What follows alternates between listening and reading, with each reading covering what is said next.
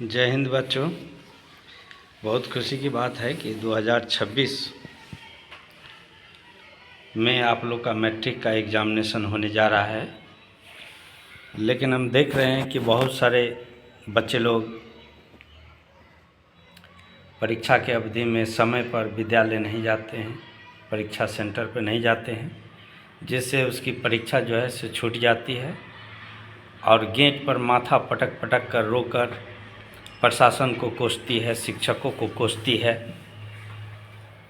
लड़के और लड़कियां, छात्र एवं छात्रा दोनों।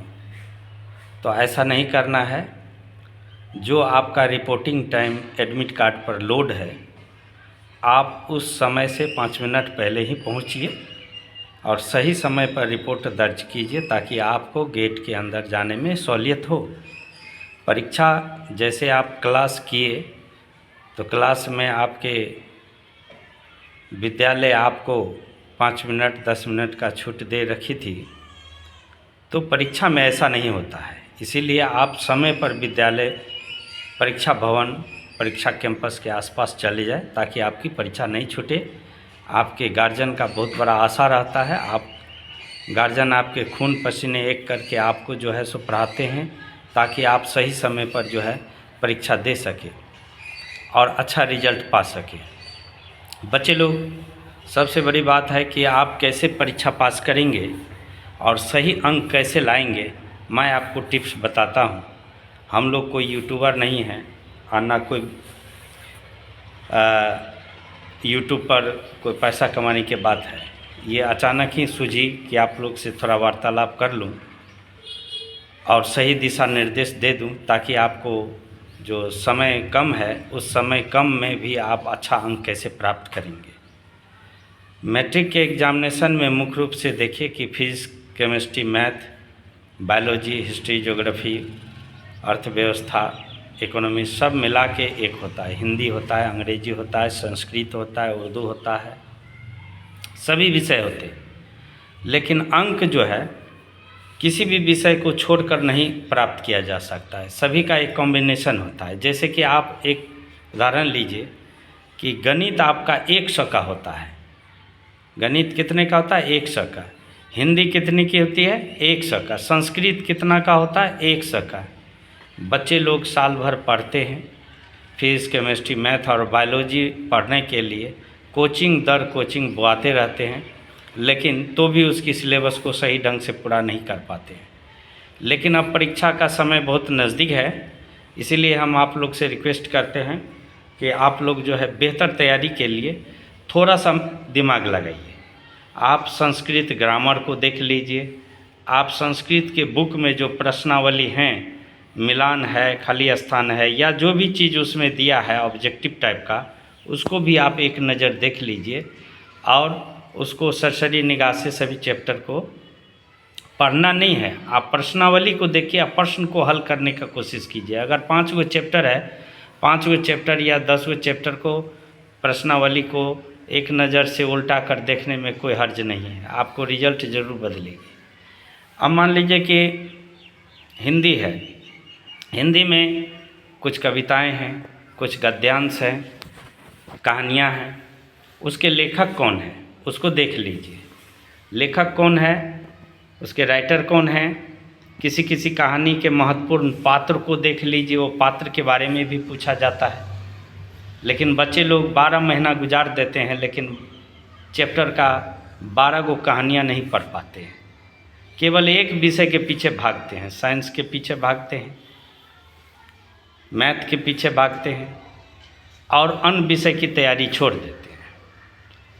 अब देखिए, जैसे कि आप साइंस की बात करते हैं, फिजिक्स की बात करते हैं, केमिस्ट्री और बायोलॉजी की बात करते हैं। साधारण सी बात है कि प्रकाश, फिजिक्स का एक चैप्टर है लाइट, उसमें परावर्तन अपवर्तन आता है, मैग्नेटिज्म है, इलेक्ट्रिसिटी है। सभी चैप्टर को आप अगर क्रमबद्ध अगर पढ़ते हैं तो उसमें देखते हैं कि समझकर पढ़िए तो आपको बहुत आसान होता है, नहीं समझिए तो फिर वही चीज़ भारी होता है। मैं आपको बताना चाहता हूँ, अगर लाइट के बारे में पूछा जाए तो क्या कहिएगा?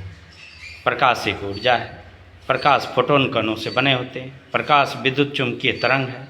प्रकाश सीधी रेखा में गमन करती है। प्रकाश का चाल 3 लाख किलोमीटर प्रति सेकेंड है। मीटर में 3 × 10⁸ मीटर प्रति सेकेंड है। वही प्रकाश जब कोई माध्यम आता है तो माध्यम उसको रुकावट डालता है, जैसे हवा, पानी, कांच, ये सारी चीज़ रुकावट डालने वाली चीज़ होता है। रुकावट डालने से उसके वेग में कमी हो जाती है, रफ्तार कम हो जाता है, उसका दिशा बदल जाता है, जिसको अपवर्तन कहते हैं।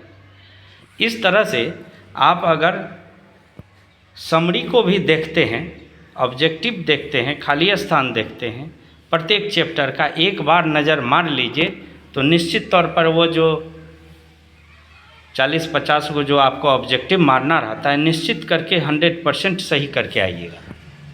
लेकिन जो बच्चे थ्योरी नहीं पढ़ते हैं तो उसको ऑब्जेक्टिव समझने में दिक्कत होती है।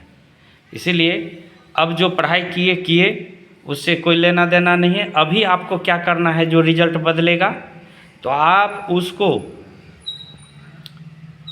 चैप्टर को उल्टाइए। फिजिक्स है तो फिजिक्स को उल्टाइए, उसके प्रथम चैप्टर में जाइए, खाली स्थान है, ऑब्जेक्टिव है, मिलान है या छोटी छोटी प्रश्नावली हैं, उसको आप देखिए। उसको देखकर उसको सही कर लीजिए और स्मरण कर लीजिए। निश्चित तौर पे परीक्षा में आपको दिमाग में वो चीज़ रनिंग करेगा और आप सही प्रश्न का सही टिक करके आइएगा। लेकिन अगर आप इतना भी नहीं करते हैं तो कम से कम समरी ज़रूर याद कर लीजिए, देख लीजिए। ऐसे हम याद करने में भरोसा नहीं करते हैं, विषय को समझकर पढ़ने में भरोसा करते हैं। और जब आप पढ़ लेते हैं तो आप सही ढंग से प्रश्न का निष्पादन कर पाएंगे। तो इसी तरह मूल रूप से ये कहना था कि गणित, संस्कृत और हिंदी, इस तीनों विषय को आप निश्चित तौर पे देखिए, क्योंकि बच्चे लोग गणित तो पढ़ते हैं, संस्कृत और हिंदी को इसलिए नज़रअंदाज करके चलते हैं कि देख लेंगे परीक्षा आएगा तो। और वही परीक्षा आने पर उसको 12 महीना का 12 कहानी नहीं याद है तो 12 कहानी के पात्र कैसे याद रहेंगे। इसलिए बेहतर होगा कि आपके पास जो भी समय है आप उसको प्रश्न के अंदर, चैप्टर के अंदर जो प्रश्नावलियाँ हैं वस्तुनिष्ठ टाइप का, उसको आप ज़रूर देखिए, उससे आपको फ़ायदा होगा निश्चित तौर पे। हम आशा करते हैं कि आप लोग निश्चित तौर पे सभी पास करेंगे और अच्छे अंक से पास करेंगे। लेकिन जाते जाते ये कहना है कि आप परीक्षा सेंटर पर सही समय से पहुंचिए ताकि आपका रिजल्ट आपको रोका नहीं जा सके और सही समय पर आप एंट्री कर पाए। जब आप परीक्षा हॉल से, परीक्षा गेट से माथा पटक कर बाहर निकलते हैं तो समाज के लोग जो देखते हैं आपको, या आपका वीडियो बना के भी जो भेजता है, उससे शिक्षक लोगों को बहुत तकलीफ़ होती ही है और हमारे समाज के, हमारे गार्जियन लोगों को भी बहुत दिक्कत लगता है। तो इसलिए आप लोग सही समय पर ज़रूर आप जाइए। अगर विषय में हेल्प चाहिए तो आप बोल सकते हैं, विषय के बारे में भी बोलेंगे। लेकिन अब चूँकि विषय पर बोलने में कोई फ़ायदा है नहीं, इसलिए आपका परीक्षा अच्छा जाए और अच्छा से आप सफल हों, रिजल्ट आपका अच्छा हो, बस यही कामना करते हैं। जय हिंद, जय भारत। सफल रहिए, यही आशा है।